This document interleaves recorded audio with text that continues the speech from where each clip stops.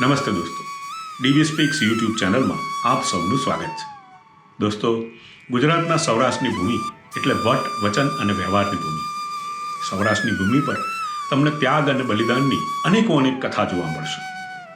અને આ કથાઓ વિશે જો સૌથી વધારે કોઈ લખ્યું હોય તો એ ભારતના રાષ્ટ્રીય શાયર શ્રી ઝવેરચંદ મેઘાણીએ એમની કૃતિ સૌરાષ્ટ્રની રસધારમાં. દોસ્તો, આજે આપણે ઝવેરચંદ મેઘાણીએ જે સૌરાષ્ટ્રની રસધારમાં લખી છે વાર્તા કાળુજી મેર, આપણે એના વિશે વાત કરવાના છીએ.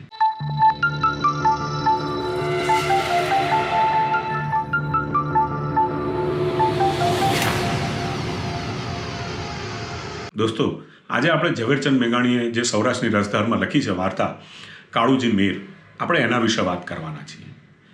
તો આનો ચોક્કસ સમયગાળો તો શ્રી મેઘાણીએ ક્યાંય ઉલ્લેખ કર્યો નથી, પરંતુ આપણે જો ઇતિહાસ સાથે એને જોઈએ તો લગભગ આ કથા જે છે એ 1752થી 1758ની છે.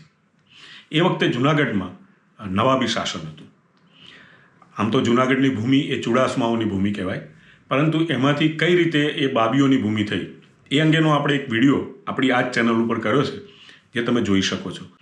તો આ જે વાત છે એ સમયગાળા દરમિયાન એક નવાબનું શાસન હતું અને જે કાળુજી મેર છે એ એમના સેવક તરીકે કામગીરી બજાવતા હતા. દોસ્તો, આપણા જો સૌરાષ્ટ્રના ઇતિહાસ જુઓ તો આ જે મેર કોમ્યુનિટી છે એની વીરતા માટે બહુ પ્રસિદ્ધ છે. એના ઘણા બધા ઉદાહરણો તમે ઇતિહાસમાં જોઈ શકો છો. આ જે કાળુજી મેર હતા એમની એક બહેન હતી, એ ખૂબ સુંદર હતા. એક દિવસ નવાબની નજર કાળુજીની બહેન ઉપર પડી અને એમને મનોમન નક્કી કરી લીધું કે આને હું મારે જનાનખાનાનો હિસ્સો બનાવીશ. એટલે એમણે કાળુજી મેરને બોલાવ્યા અને એમણે કહ્યું કે ભાઈ, તારે જોઈએ એટલા ઝવેરાત તું લઈ લે, પણ તારી બહેનને મને સોંપી દે. કાળુજી મનમાં તો ગુસ્સો આવ્યો, પણ તાત્કાલિક એમને કંઈ સૂઝ્યું નહીં. એટલે એમણે નવાબને એમ કીધું કે હું થોડું વિચારીને તમને જવાબ આપું. એમ કહી અને પોતાના ઘરે ગયા અને પોતાની ઘોડી તૈયાર કરી અને બેનને બૂમ પાડીને કીધું કે ચાલ બેન, આપણે અહીંથી નીકળી જઈએ. કાં તો આજે આપણે જૂનાગઢ છોડીશું, કાં તો જીવ છોડીશું. આ તરફ નવાબને ખબર પડી કે કાળુજી જૂનાગઢ છોડીને જઈ રહ્યા છે. એટલે નવાબે પોતાના સૈન્યને સૂચના આપી કે કોઈ પણ સંજોગોમાં કાળુજી કે એની બેન આપણા જૂનાગઢની બહાર ન જવા જોઈએ. એટલે તમે એને ઘેરો નાખો અને એને ગમે તેમ કરીને, જો એ ના માને તો બળજબરીથી પકડીને મારી પાસે લાવો. આ તરફ કાળુજીએ પોતે તલવાર લીધી અને બેનના હાથમાં ભાલો આપ્યો અને ઘોડી મારી મૂકી. નવાબની સૂચના સાંભળી અને સૈન્ય સાબદું થઈ ગયું અને જૂનાગઢમાંથી બહાર નીકળવાના જેટલા રસ્તા હતા ત્યાં એમણે પહેરો મજબૂત કરી નાખ્યો. આ તરફ કાળુજી અને એમની બહેન મારતા ઘોડે આવી રહ્યા હતા અને સૈન્યએ એમને રોકવાનો પ્રયત્ન કર્યો, પણ કાળુજી અને એમની બહેને વીરતાપૂર્વક એ લોકોને રહેસી નાખ્યા અને એ ત્યાંથી ઘોડી લઈ અને એક દરવાજેથી કોટની રાંગ ઉપર ચડી ગયા અને પેલી બાજુ એમણે ઘોડી કૂદાઈ અને ત્યાંથી જંગલના રસ્તાઓમાં અદૃશ્ય થઈ ગયા. ત્યારબાદ કાળુજી પોતાની બહેનને એક સલામત સ્થળે પહોંચાડી અને વિચાર્યું કે મારે નવાબને જવાબ તો આપવો જ જોઈએ, અને એ પણ એની ભાષામાં. એટલે એમણે ફકીરનો વેશ ધારણ કર્યો અને ફરીથી જૂનાગઢમાં પ્રવેશ કર્યો. એ ફકીરના વેશમાં હતા એટલે એમને દરવાનોએ રોક્યા નહીં. એમ કરી અને કાળુજી નવાબની મેડી ઉપર પહોંચી ગયા અને જ્યાં એનો સાહબજાદો સૂતો હતો એ મેડી ઉપર જઈ અને એમણે દરવાજો અંદરથી બંધ કરી દીધો અને બૂમ પાડીને નવાબને કહેવડાવ્યું કે જો તારા દીકરાની સલામતી જોઈતી હોય તો તું અહીંયા આવ. ત્યારબાદ નવાબ એ દરવાજે પહોંચ્યો અને ખૂબ કરગર્યો અને એને એમ કહ્યું કાળુજીને કે મારી ભૂલ થઈ ગઈ, તું મને માફ કર, તારે જેટલી ધન દોલત જે જોઈતું હોય તું લઈ લે. ત્યારે કાળુજી એમને જવાબ આપ્યો કે જો મારે ધન દોલત જોઈતા હોત તો મારી બહેનને હું તારા જનાનખાનામાં ના મોકલી આપત. અમને ધનની નહીં, આબરૂની પડી છે, અને મારી બહેનનો હાથ માંગવા માટે તારે કેટલું મોટું કલેજું જોઈએ એ તને હજી ખબર નથી. એ મારે તને જવાબ આપવો તો મેં તને આપી દીધો. બસ હવે તું એટલું કર કે હું અહીંથી સલામત રીતે જૂનાગઢના સીમાડો પાર કરી દઉં. નવાબે એની સાથે 200 મકરાણાઓને મોકલ્યા અને એમને કહ્યું કે ભાઈ, કાળુજીને સીમાડો પાર કરાવી દો. જોકે નવાબના મનમાં પાપ તો હતું, એટલે એમણે એક કાળુજી માટે એક ઘોડી મંગાવી. એ ઘોડીની જે પગની ખરી હતી એમાં એમણે ખિલ્લા જડાવ્યા, જેની જાણ કાળુજીને થઈ ગઈ એટલે રસ્તામાં એમણે ઘોડી બદલી નાખી.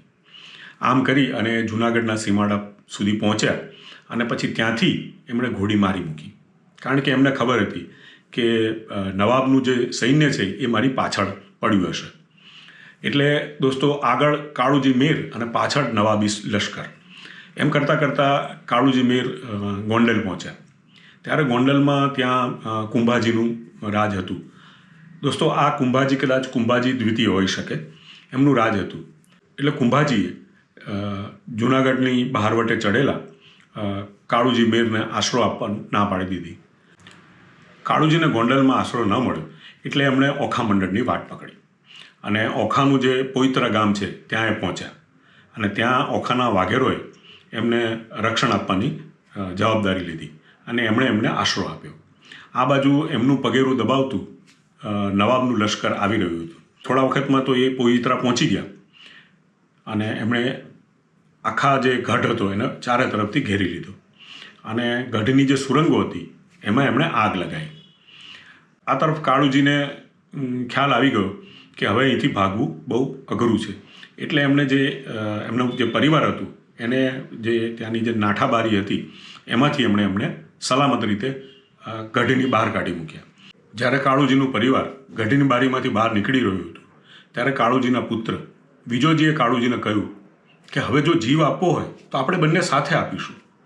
ત્યારે કાળુજીએ પોતાના પુત્રને કહ્યું કે બેટા, તારે એવા સમયે જીવ આપવાનો છે જ્યારે મારું નામ દુનિયામાં રોશન થાય. અત્યારે તારી ઉપર પરિવારની જવાબદારી છે.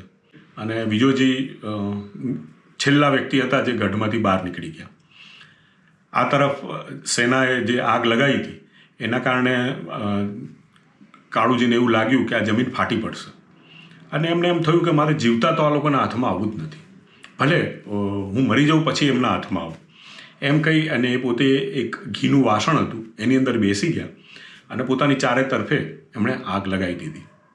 આમ કરી અને કાળુજીએ પોતાના જીવનું બલિદાન આપ્યું, પણ પોતાના જીવતા જીવત એ નવાબના શરણે ના ગયા તો ના જ ગયા.